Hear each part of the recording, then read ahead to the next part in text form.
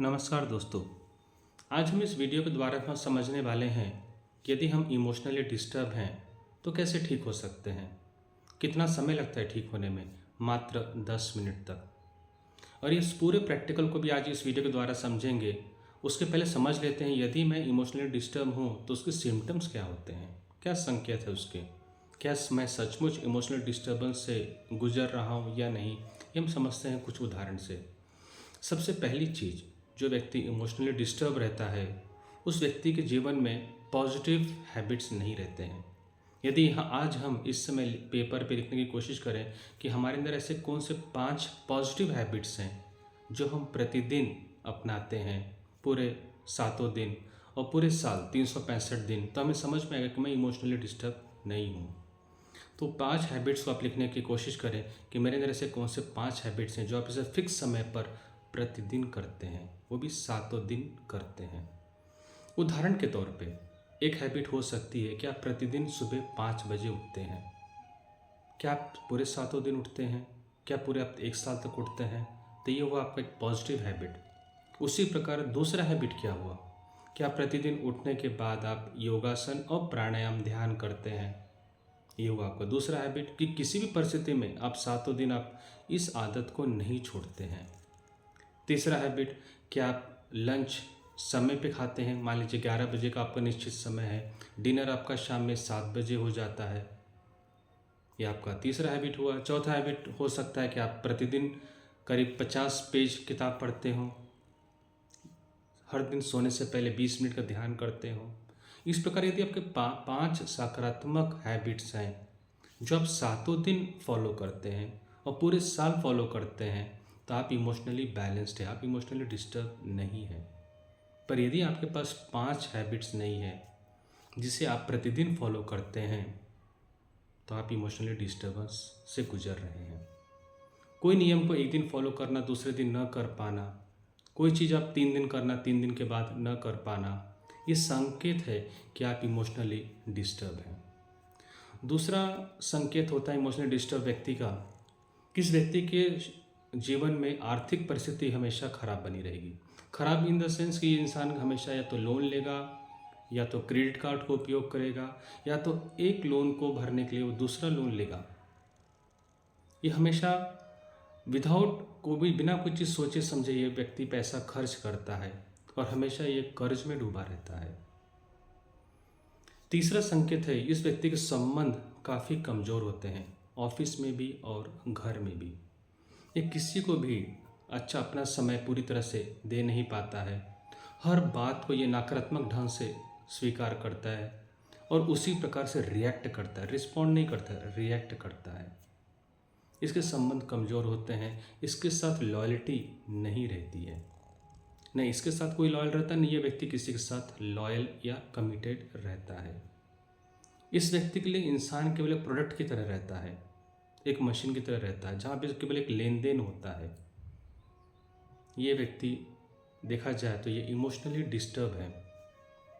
चौथा, ये व्यक्ति हमेशा कोई ना कोई दवा लेता रहेगा, कभी हाई ब्लड प्रेशर का, कभी लो ब्लड प्रेशर का, कभी डायबिटीज़ का, यानी किसी दवा इसे हमेशा चाहिए ही। कभी नींद नहीं आ रही है, कभी शरीर में बदन में दर्द है, कभी घुटने में दर्द है, कभी कमर में दर्द है, कभी सर में दर्द है, इसके पास दवा हर समय रहती है।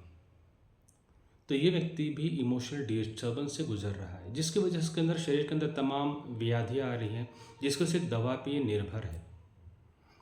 तो इस व्यक्ति तो हम लोग अगर रिकैप करें, पहला चीज़ व्यक्ति के पास 5 सकारात्मक हैबिट्स नहीं रहते हैं जो ये पूरे साल तक अपनाए।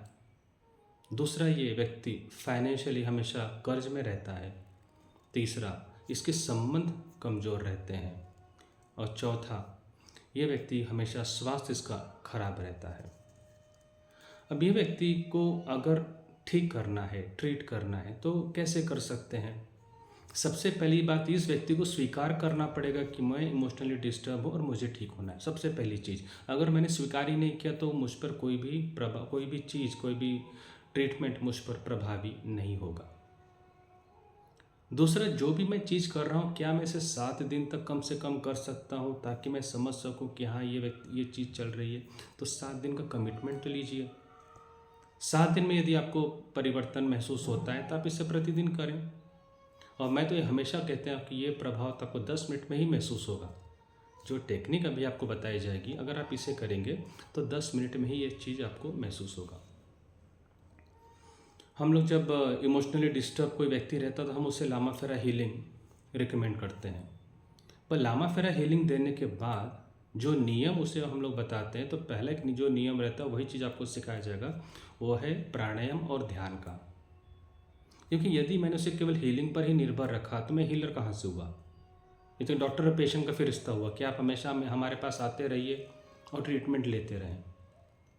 तो हीलिंग सेशन होने के बाद जो प्रक्रिया सिखाई जाती है वो अगर आप इस समय करेंगे तो आपको 10 मिनट में ही इससे राहत मिलना शुरू हो जाएगा। पर इसे प्रतिदिन करें, कम से कम 7 दिन जरूर करें। तो ये 3 स्टेप में इसे हमने बनाया है। सबसे पहला होता है प्राणायाम, दूसरा होता है मंत्र का ध्यान, और तीसरा होता है सांसों पे ध्यान ले जाना।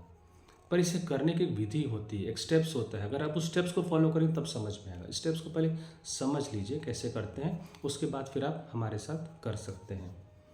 इसमें हम लोग 2 प्रकार का प्राणायाम करेंगे। नाड़ी शोधन प्राणायाम, एक नाक नोस्ट्रिल को बंद करना है। शुरुआत राइट नोस्ट्रिल को बंद करेंगे, लेफ्ट से सांस लेना है, लेफ्ट से ही छोड़ना है। पर जब आप सांस अंदर लेंगे आपको 10 तक की गिनती बहुत ही धीरे धीरे आपको गिनना है। अंदर सांस अंदर लेते समय 1 2 3 4 5 6 7 8 9 10, और सांस को 10 तक रोकिए। उसके बाद सांस को छोड़ते समय 10 तक की गिनती वापस मन में गिने, 1 2 3 4 5 6 7 8 9 10। मतलब 10 तक इनहेल करना है, 10 होल्ड करना है, 10 तक एक्सहेल करना है। ऐसा कितनी बार करना है? तो 5 राउंड्स करना है, 5 साइकिल करना है। तो आपका राइट हैंड से आपने राइट नोस्ट्रिल को बंद किया और लेफ्ट से सांस ले रहे हैं, लेफ्ट से छोड़ रहे हैं, 5 साइकिल। पर सांस अंदर लेते समय 10 तक की गिनती, 10 तक रोकें और 10 तक छोड़ें।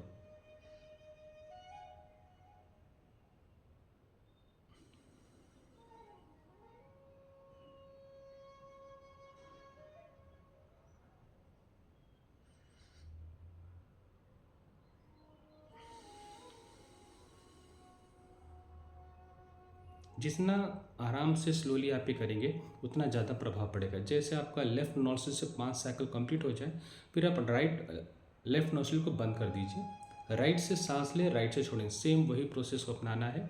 10 तक अकाउंट सांस अंदर लेते समय, 10 होल्ड और 10 छोड़ें। 5 साइकिल आपको राइट से करना है। ये वो आपका पहला प्राणायाम नाड़ी शोधम प्राणायाम से कहा जाता है। दूसरा अनुलोम विलोम, जिसमें आप फिर से राइट नोस्ट्रिल को पहले बंद कीजिए, शुरुआत लेफ्ट नोस्ट्रिल से करें। सांस अंदर लेते इसमें 10 तक की गिनती, सांस को रोकिए 10 तक और उसे राइट से छोड़ दीजिए। छोड़ते समय भी 10 का काउंट करें। फिर 10 का सांस अंदर, होल्ड करें और लेफ्ट से छोड़ें।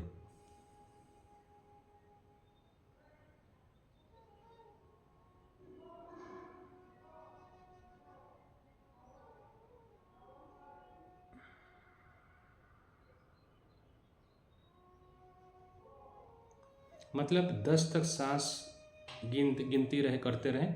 जब वो सांस अंदर जा रही है सांस को रोकिए 10 काउंट तक और फिर उसे 10 काउंट तक छोड़ें दूसरे नोस्ट्रिल से। ये भी आपको 5 साइकिल करना है, 5 बार करना है। तो आप इसे काउंट कर सकते हैं अपने लेफ्ट फिंगर से, जो कि आपके दूसरे पैर पर रहता है।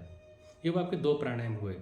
तीसरा जो प्राणायाम होता है उसे कहते हैं भ्रामरी प्राणायाम। तो इसमें भी आप सांस को पहले 10 तक अंदर लेंगे, 4 उंगली आंखों पर रखिए और कान को पूरी तरह से बंद करें। अंगूठे से कान को बंद करें और आपको हम साउंड गले से करना है।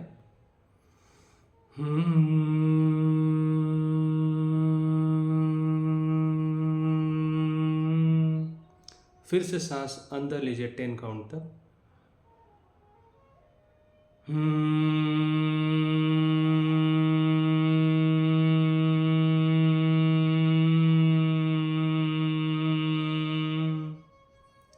फिर से सांस अंदर लीजिए 10 की गिनती तक।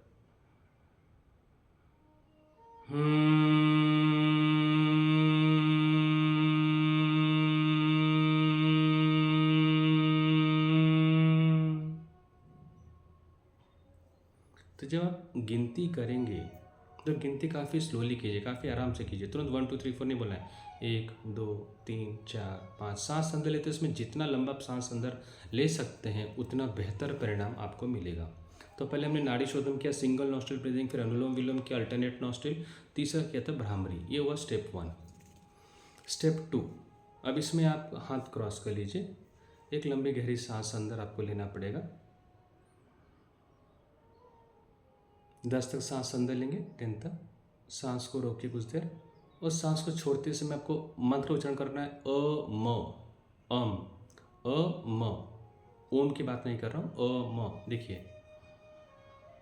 अम।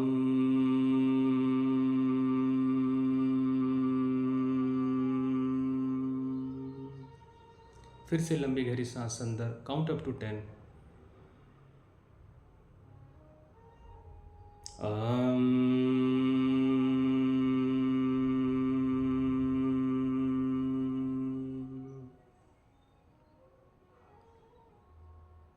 फिर से एक लंबी गहरी सांस अंदर,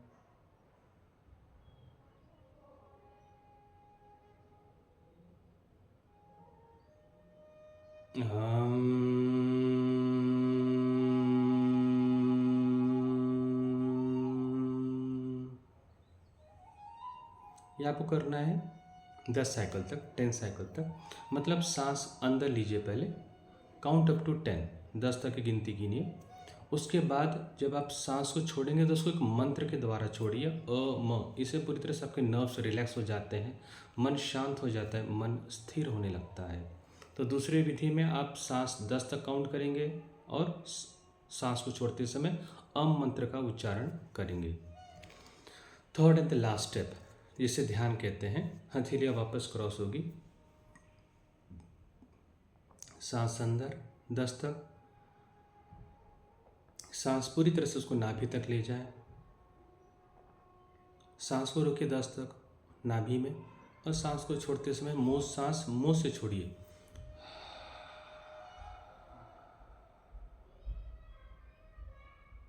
आपको ये भी साइकिल 10 साइकिल करना है। सांस अंदर लेना है, काउंट अप टू 10, सांस को होल्ड करना है अप टू 10, और सांस को छोड़ते समय सांस मुंह से छोड़िए। देखिए वापस।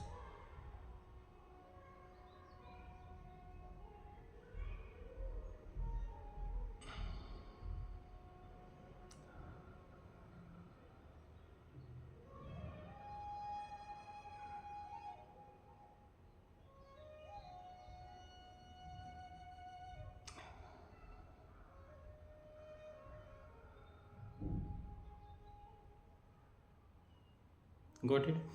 तो ये जो तीसरा स्टेप था जिसमें आप ध्यान कहते हैं, इसमें सांस अंदर लेते समय 10 की गिनती, सांस को रोका आपने वो 10 काउंट, और सांस को छोड़ते समय आप उसको मुंह से सांस को छोड़ेंगे। उसके बाद फिर आप रिलैक्स होकर कुछ देर तक बैठ सकते हैं। ये पूरा प्रक्रिया आपका 10 से 15 मिनट में समाप्त हो जाएगा। पर जैसे होगा आपका मन शांत होगा, आपका मन एकाग्र होगा, आप पूरी तरह से विचार शून्य होंगे, आप थॉटलेस स्टेट होंगे, और ये अवस्था आपकी 24 घंटे तक बनी रहेगी। और इसके द्वारा जैसे आप इमोशनली बैलेंस हो जाएंगे तो आपके अंदर अपने आप नई नई खूबियाँ आना शुरू हो जाएगा। जिस चीज़ को आप छोड़ना चाहते तो अपने आप आपसे छूट जाएगा। कोई एडिक्शन छूट जाएगा, कोई नकारात्मक विचार करने की आदत छूट जाएगी, आपको मोबाइल की आदत कम हो जाएगी, आप जल्दी सोना शुरू करेंगे। जो भी प्लानिंग आप करते हैं, जो भी आप का लक्ष्य है, उस लक्ष्य की ओर आगे बढ़ेंगे। मेन सबसे अहम चीज़, आप हैबिट्स को बनाना शुरू कर सकते हैं। यदि आपने कोई संकल्प लेते हैं, उस संकल्प को ऊर्जा मिलता है इस विधि के द्वारा। आप इसे जरूर करें, 7 दिनों तक इसका प्रयास करें, परिणाम अच्छा आता है, सकारात्मक आता है। आपको अच्छा लगता है तो ज़रूर ये 10 लोगों को ज़रूर बताएं। कहते हैं कि जब आपको कोई चीज़ परिणाम अच्छा देता है, सकारात्मक देता है, तो उसे अपने तक ही सीमित न रखें। आप जितने लोगों को आप बताते हैं, जितने लोगों तक कोई चीज़ का प्रसार करते हैं, तो ईश्वर आपको उतना ही आशीर्वाद देता है। अगले वीडियो में फिर मिलेंगे, तब तक जय हिंद।